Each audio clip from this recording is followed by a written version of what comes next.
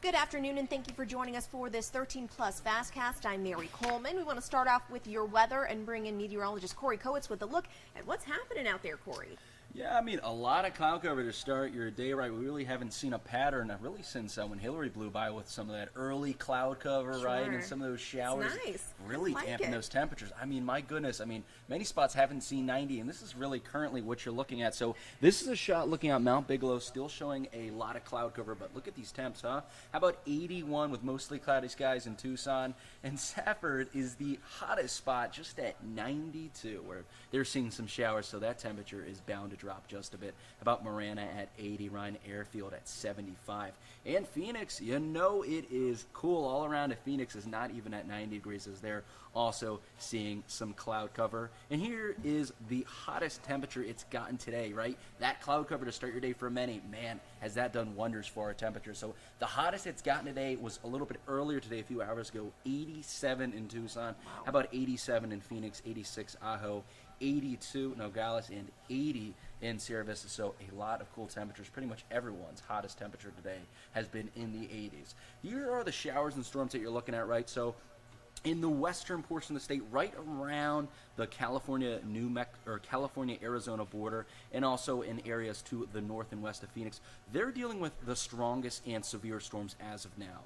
And we zoom into our region, right? We just had those showers pass by Tucson, so now just leaving the area with mostly cloudy skies. But the area that's dealing with the most storms is off to Tucson's north and east. So this is areas impacting mostly Graham County, starting to head into Safford, guys.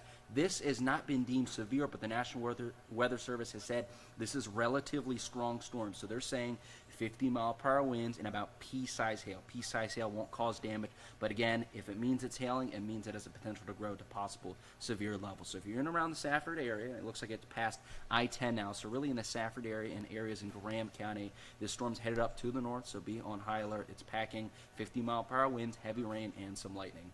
With a lot of the rain that we're seeing, we still have that flood watch. It'll be through midnight tonight for a wide majority of the region, right? So this includes pretty much all of us except for extreme northern portions of Greenlee and Graham County. So Pinal, Pima, Santa Cruz, Cochise, Maricopa, and Yuma County all under the gun with that flood watch, as showers and storms should persist throughout the night, and I'll be breaking it down a little bit more detail here. Okay, so this is the 4 o'clock projection, still dealing with a little bit of shower and storm activity as that complex of storms moves off through Graham County. Also a little bit of showers being picked up once again around the Tucson area, and then another little storm area heading in to the south of the international border, looking to push through possibly western portions of Pima County by 7 o'clock. We also have another bit of showers and storms trying to surge in from the south in Cochise County, but Tucson still remaining relatively unscathed, and around 8 o'clock, 9 o'clock, you can see some of those storms still sticking around the area, then really fizzling out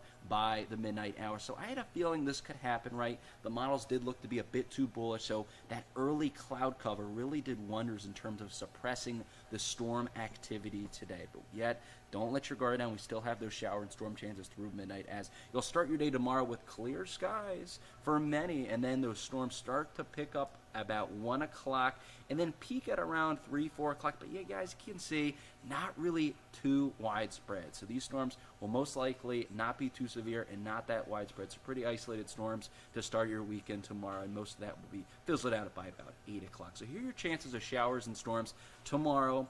30% chance for really many, and the highest you'll see is 40% chances in and around the region for places like Sierra Vista, Bisbee, Sales, and so a lot more scattered storms expected.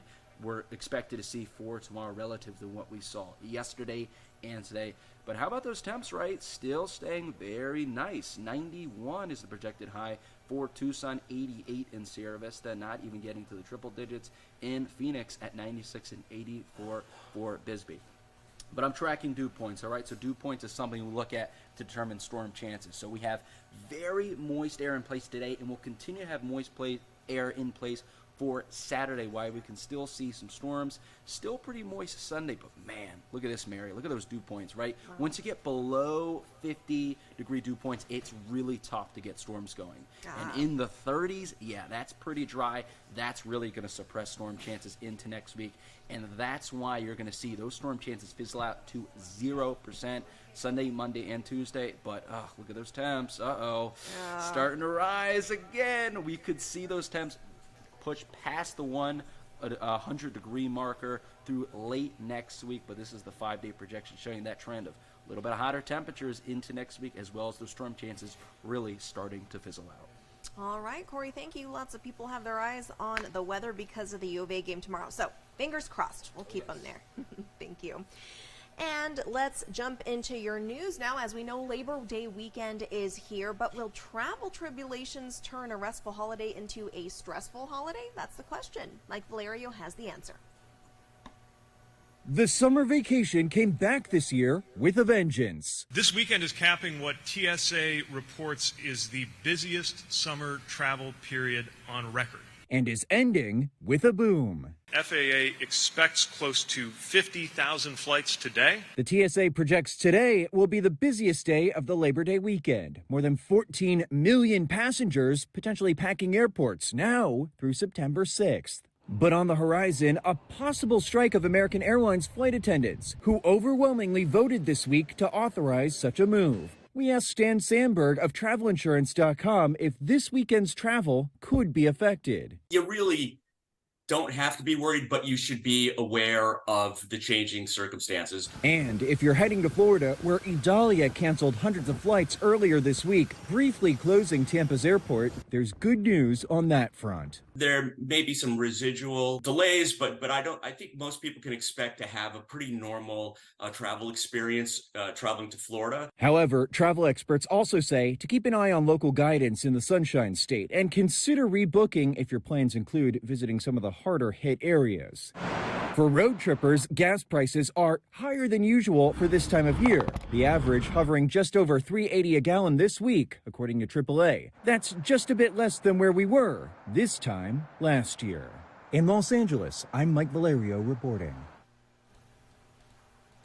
All right, get this. I know it's probably not a surprise to too many of you, but Arizona officially has the worst drivers in the country.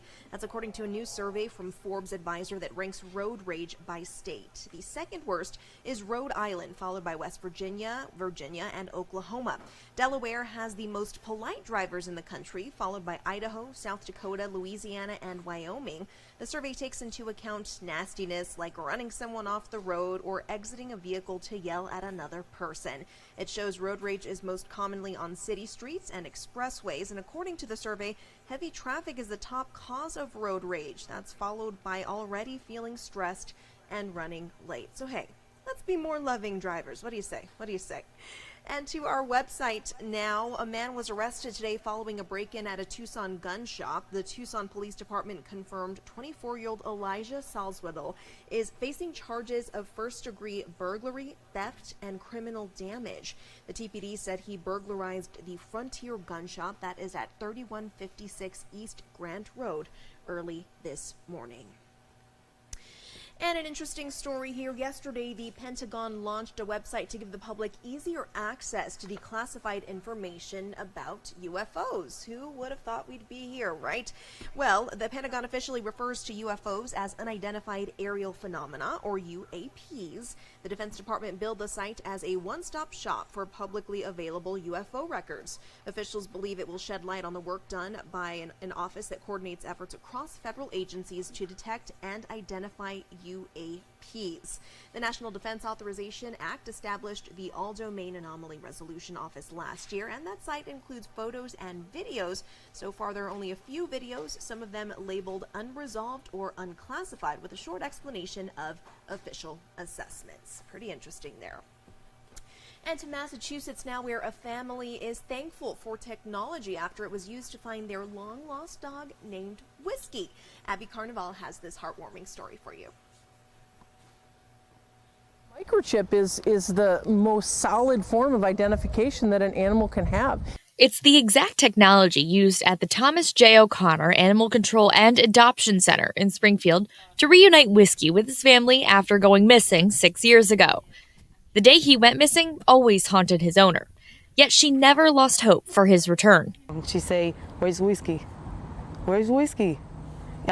She put papers all around the village, and nobody say nothing. Earlier this week, she got the phone call she had always dreamed of from the team at TJO. It's always such a great feeling to be able to call somebody and say, your pet is here and your pet is safe. My mom feel so excited because she always crying with, "Where is Whiskey?" Whiskey is the baby of the house. Yeah, my mom cry a lot when he lost.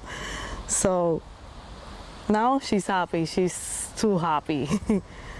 We're taking him back home. That reunion is a result of a daily process for Lori and her team. They frequently scan lost and found animals for microchips, and getting one in him as a puppy is a decision Whiskey's family is so happy they made. That thing is the best because when she scanned the dog, if you don't have the chip, never come back. Never he come back to my home. And that's always the first thing that we do is we scan for a microchip. And when we hear that little beep, it's always such a relief to know that there's a possibility that we can hook that animal up with an owner. But Lori tells Western Mass News just getting the chip isn't enough. Thanks to keeping accurate information on his microchip file, Whiskey is finally home. And this family did exactly what they should have done. Keeping those records up to date with their addresses and phone numbers is what led to their happy reunion. I recognize so fast because look the same, just a little bit bigger, so that's it. But he looks the same like my mom got for first time. When my mom say Whiskey, he looking so fast, my mom. So he recognized her voice. And the rest was history. This is one of those blessings that you just have to keep counting. Just goes to show the importance of microchipping. Until our next story now, downtown, the 14th annual Tucson Comic-Con kicks off today. The 3-day event is happening at the TCC, where villains and superheroes return all under one roof. Organizers say this family-friendly event is packed with comic book creators, artists, panels, and interactive adventures. An escape room is one of the new additions this year. This event runs through Sunday. More details up on our website. Blast. It seems like it's going to be a very good one this year. And before we leave you, we're going to leave you with this, actually. A live look outside right now. You see some of those clouds building, but overall it's been a beautiful morning, I would say. I was actually able to take my dog for a longer walk because I wasn't worried he was going to burn his little paws. So, hey, if you got a dog looking at you right now, why not take him out to enjoy this gorgeous day? We'll see you back here at 7:30. Have a great evening.